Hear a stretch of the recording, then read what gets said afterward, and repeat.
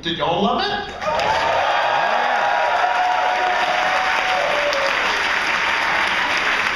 Now, let's go ahead and bring our two producers out. Deborah and Campbell, come on out.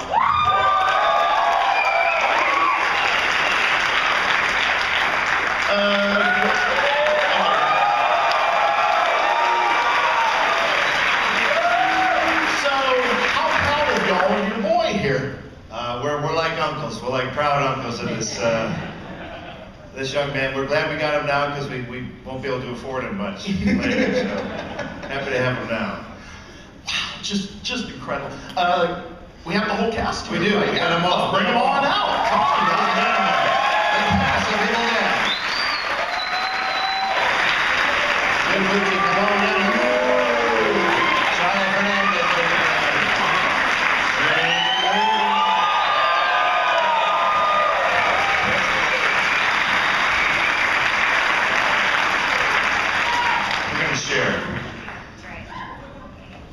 Okay.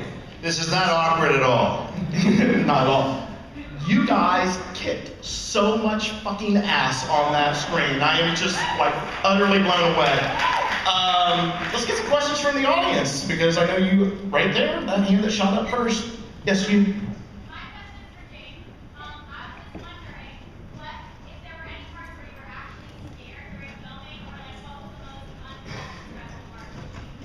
Could y'all hear that up there? There's a lot of unpleasant moments to choose from. When it gets to that level, it's pretty hard to say which one's the worst. But I think getting buried alive was the hardest. Yeah. We did it 3 different times. Maybe Fede can explain why we had to do it 3 different ways. But there was one version where I was in a box under the ground, and there was, like, the top of the box was dirt. And I had a flashlight and a cell phone. And Shiloh was speaking to me through the earth.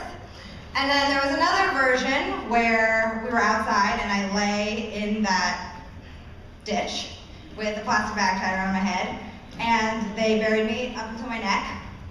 And then the third version was in a studio, plastic bag tied around my neck, oxygen tube behind my ear, and Fede himself buried me completely while I was breathing in that plastic bag, and that was probably the scariest one.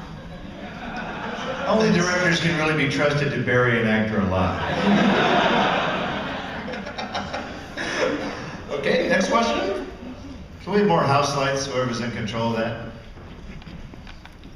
Over here. I didn't want to see their hideous faces anyway. Oh, there we go. More, there we go. This is a G-rated film, right? Yeah, this is rated R. You saw it, Okay, that's so it, that is that's actually it. the R cut.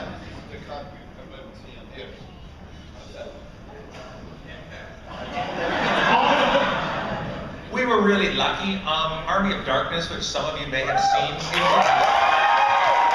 was a terrible fight to get that movie R-rated. So I think... Right, because we all know that Talking Skeletons is NC-17. Yeah. And then with this, for whatever reason, the MPAA took a liking to Fede, I'm guessing. And there really wasn't a fight to get it through. And that was really shocking and a blessing at the same time. So. All right, next question. That enthusiastic hand right there.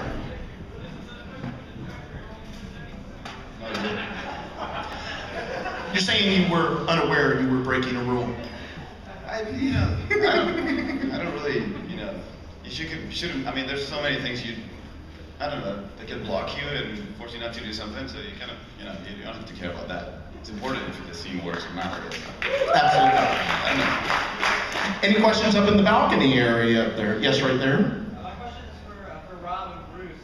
Do you feel like if you had had the resources 30 years ago, is this the movie that sort of was in your head that you wanted to make, or how is it different than sort of what you would have made if you had had the resources you have now?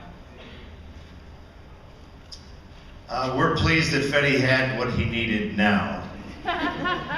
We were a little embarrassed seeing the green garden hose shooting shit out. Are we gonna go back like George Lucas and fix it? No.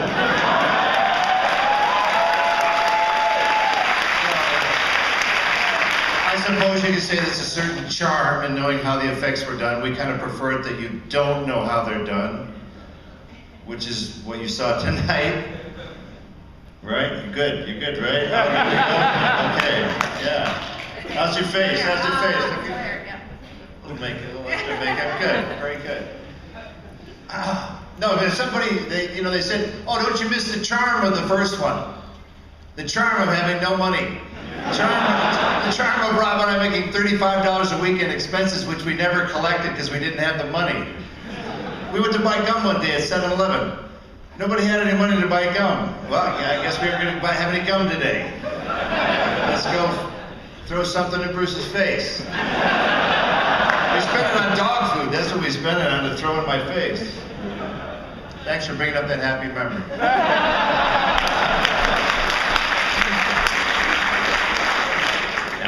Well, I can't add anything to that. Next question. That's a stupid question. Right over there.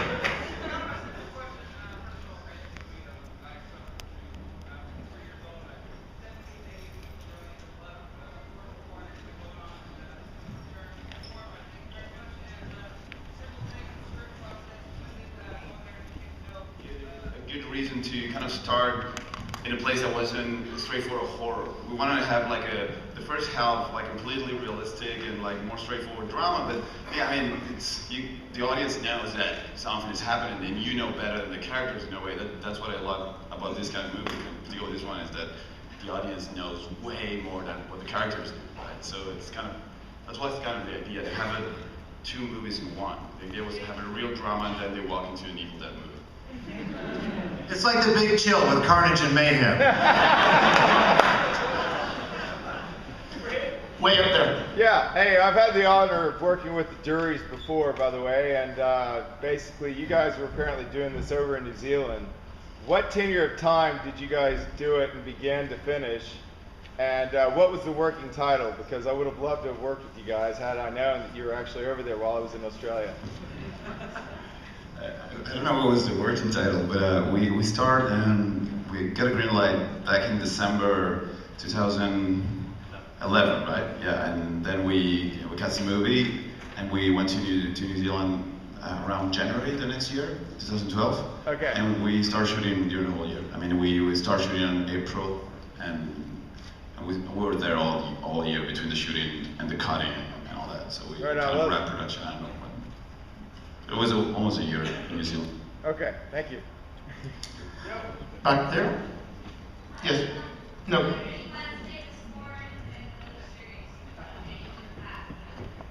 Take the what? Say that again? Yeah, Oh, you're playing some. yeah. We actually, this is the official announcement. We already started writing Evil Dead 2. We wrote it.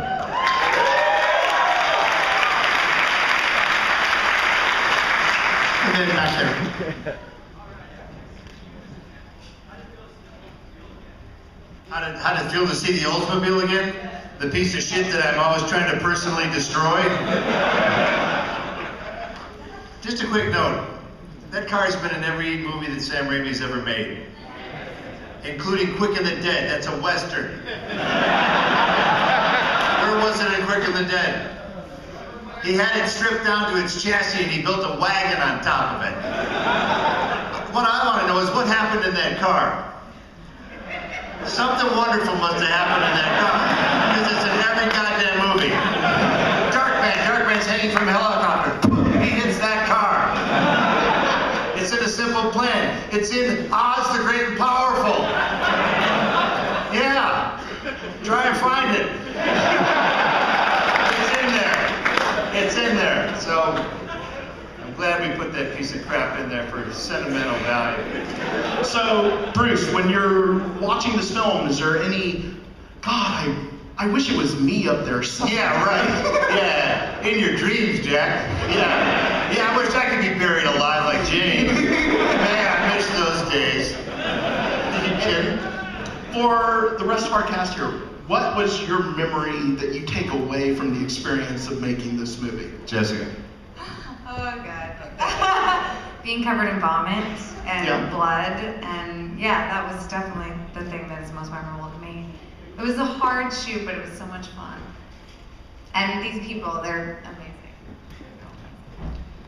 I think Jane doing the blood kiss in the attic. That was a day, yeah. We had to have like a safety procedure where, I mean, I was like pouring so much blood into her mouth that it came out of her nose, and she had to like, you know, squeeze me so when I knew she was suffocating and drowning in the blood, and I would pull away. That's just beautiful. Shiloh, your favorite day? I think it was probably meeting you and you telling me that I should be prepared. No. And thinking that I was prepared, and then ultimately suffering through the whole movie and being very, very, you know, I had a really hard time. But trusting that Fede was going to make a great film. And this is the first time I've seen it, and I give 2 thumbs up. Big time. Yeah. My favorite day? Jesus. When I had to take that needle out of my eye, it was just a trick. It was really, really simple, but it was so difficult. It was just so hard.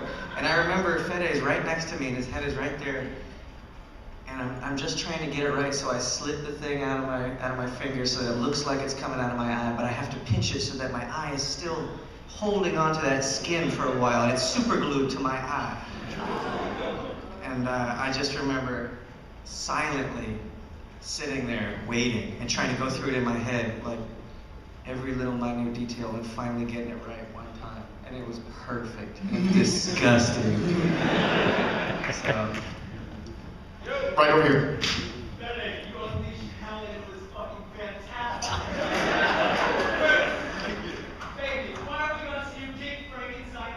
Oh my God, baby, I don't know.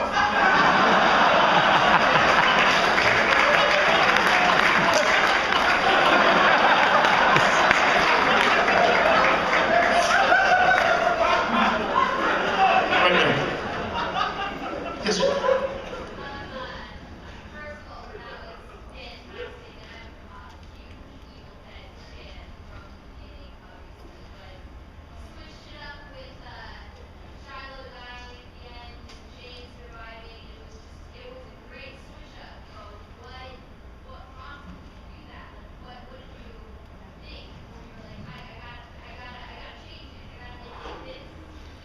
I don't know. I really don't know. Look, the writing process it may sound as something fancy, but most of these ideas, like somebody asked me once, like, when did you come up with the blood rain? And I remember it's like wrote it in the living room, and somebody walks out of the bathroom, probably it's me. I go like, bzz, you see the flush.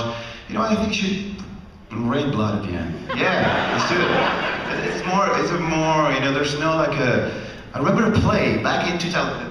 No, it's more natural, I guess, and so I don't really remember. I think it was just organically where we thought the movie should be. David's character at the end, it's, you know, you would discover so many bad things he did, so I don't think there's enough things he can do to redeem himself. I thought it would be unfair if he survived. I thought he should die, and Mia's Mia, just tougher. Yeah, and Mia, I think it's just the one that really went through everything. She deserves to live. Thank you.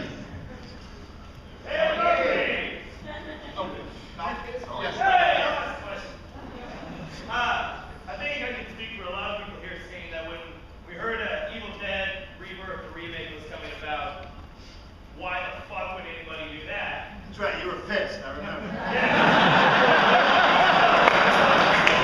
Thank you for blowing our fucking minds.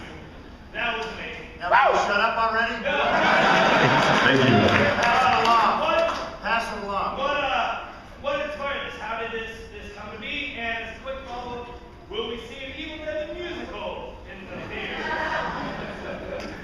You've seen it already. I'm not going to be in it. No Evil Dead the musical. I don't think we ever made a penny.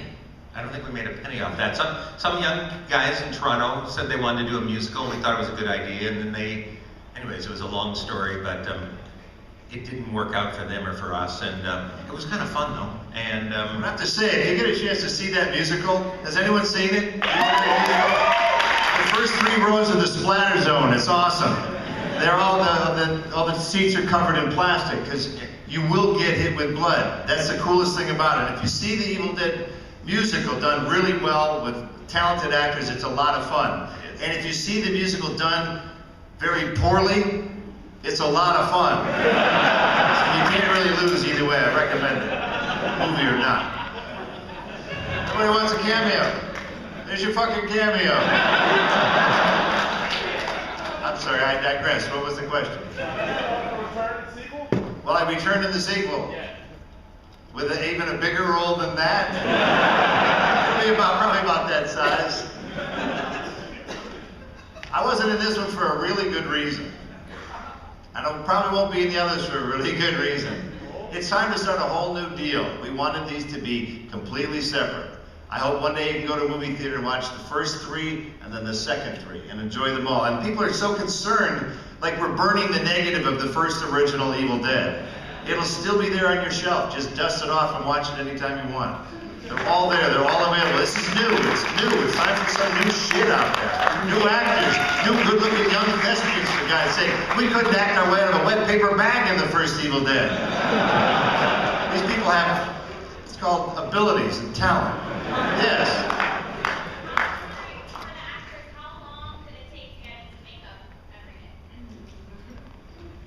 Well, Shiloh, explain to you who you acted with. Oh, a tennis ball on a stick. Because ultimately I would get there in the morning and I had very little makeup, and then they would be getting their demon makeup on, and I would go to set, and Fede and I would act together. You know, pretending to be, he would be a demon and I would be a normal person, and then they would get there and do their close-ups, and then at the end of the day they'd get their makeup off as I was continuing to act with a tennis ball. So it took a really long time, I think. But I'm not the one to answer that. 3 or 4 hours sitting with prosthetics on you. But I mean, thank God it was all real, because look how disgusting it was. Yeah. CGI just doesn't do that. You up there. Yeah, with the secondary question when I asked you about New Zealand, and you're talking about doing another film. It's a follow-up question. Yeah. Those are my favorite. Yeah.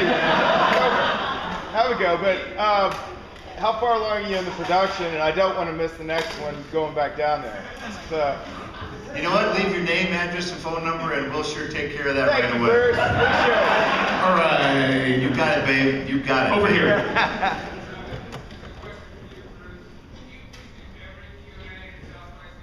No. Just Evil Dead. Just Evil Dead. Right here. This is for Lou. How does it feel to know you're the guy who killed the rest of the cast? That was really hard for me, going through this movie knowing that I did it. I talked to Fede about it. It was sad, but You have guilt. I had to kill everybody, apparently. I had to read from Naturum de You had to be that guy. Yeah, the one I had who to be eats that the guy. book made of skin. Yes. Oh, God, so horrible. Up there. Hi, first of all, I thought the film was absolutely fantastic, and this is a question for the director and Bruce Campbell. In the beginning, I believe you said that Bruce Campbell had a lot to do with the sound design and the music for it, and I come from more of a post background, so I'd love for you to talk a little bit more about the inspiration and direction for the sound design and music. I thought it was absolutely amazing. Should I talk about it? You should talk about it. Go for it. Go for it. Well, you know, Bruce, and really, yeah, it's true. Where is Rocky? Rocky Bannister, the composer of the film, he's right there. Oh,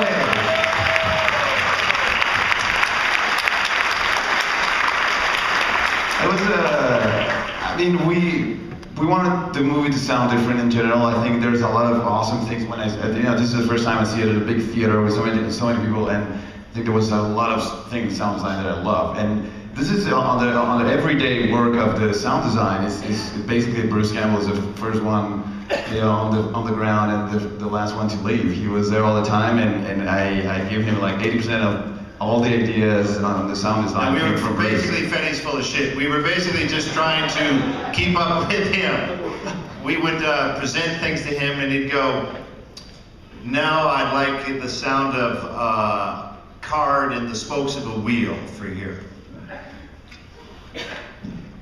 All right, let's do it. And when we finally put it all together, it made a lot of sense. So we mostly tried to follow his obtuse lead, and when we did, it just made sense. And Roque, thank you for turning in an opera. This movie's an opera with dialogue and the occasional sound effect. But you know, when you turn in a score so full and rich like that, we were in competition with you on the sound side. We're like, fuck that son of a bitch, look what he did for that scene. So then we'd have to try and come up with something that was dynamic enough to be able to get through the music. So, thanks for nothing. No, thanks for the friendly competition. You know, the beautiful thing is the first Evil Dead is in mono. There's no left channel, right channel. It's just one channel, and that's it. It's just nice now to be able, if Fetty wants to hear a sound of a trapdoor coming from that corner or move from there to here, you know, you can do it now. So it's just nice, you know, 34 years later to be able to work on like a modern movie. You bring a lot of we had something that we called the nostalgia sounds, and I don't know if you have spotted, but you can hear a lot of voices in the air, you know, from the original movie. You can hear sound design from it. Those flies, the movie opened with the sound of a fly, just like the original Evil Dead. So there's a lot of signature sounds from the original that we want to bring. So when you watch it again, you will notice there's a lot of voices and things. And actually, Bruce's voice is there. Yeah, he will jump into that sound booth and do screams and all that. The abomination in the end, that's Bruce. A lot of those screams were and Bruce will give you a lot of crazy screams and we'll mix them together, and the abomination at the end has a lot of Bruce's voice all over the movie. And then Fetty will take that out and put a card in the spokes of a wheel.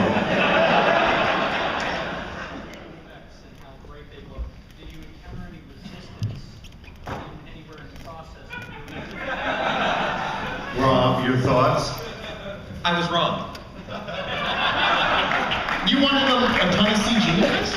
I didn't want a ton of CG. There's just some things that are easier with CG, and we did them old school, and we took the time to do them old school, and it was hard to always justify why are we shooting for so long, but it was old school effects, and so there were times that I would think, oh, we could do that really quickly with CG, not makeup or any of that, but Fetty fought for the right things. So.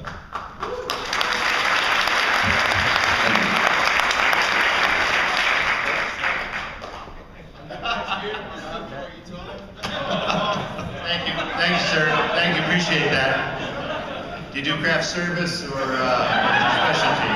I work with the juries down there in New Zealand. Fabulous. Sure. All right. Okay, this is the last question. It's got to go to the most enthusiastic person in here. So let's see somebody get excited. Let's get right here. Yeah, good enough up here. Question for you. The cold open is amazing. Really knocks pants off right at the beginning. At what point, like in the writing process, did you have the idea for it? And yeah. For which part, So sir? the very beginning before the credits, and where did that come from? So what do you think? The opening with the father and the daughter? What was that? I think we knew that we had we knew that we needed a start, you know, a kickstart, because we knew it was going to be a slow burn into the horror. So we knew we had to start with something and show the audience that this is going to be brutal and it's going to be scary. So we want to tell somebody else's story. We didn't want to involve the main characters, so we came up with, okay, this other story, the book has been around there. Somebody found it, like they played with it, and bad things happened, and it came to this moment you saw, right? They find the daughter, they bring it back, and originally I remember that I kind of wrote a version of it where she was there, and there was some mean guys torturing her, and Rodo told me he was reading. They were like, no, this is wrong. Like when they take the hood off, her father has to be in front of her. Like that's what's gonna make you go like, what?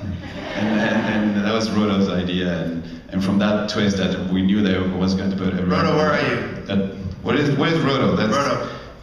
That's Michael Ryder, my friend there. Where are you? Maybe he's backstage. He went away. We couldn't tell us. But anyways, that was Rodo's idea. I guess that's